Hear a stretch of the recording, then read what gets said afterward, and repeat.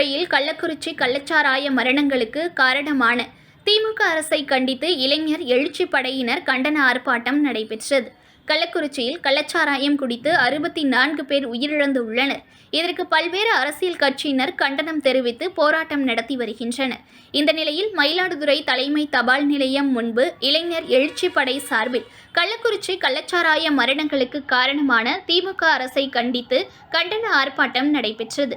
மாவட்ட தலைவர் பிரவீன்குமார் தலைமையில் நடைபெற்ற இந்த ஆர்ப்பாட்டத்தில் தமிழ்நாடு இளம் வழக்கறிஞர்கள் சங்கம் தலைவர் காசி புதிய ராஜா கலந்து கொண்டு கண்டன உரையாற்றினார்.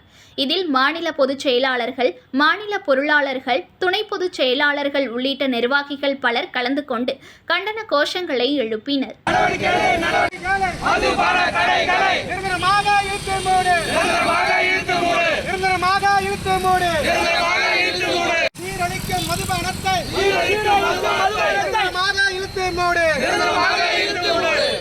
வழக்கறிஞர்களின்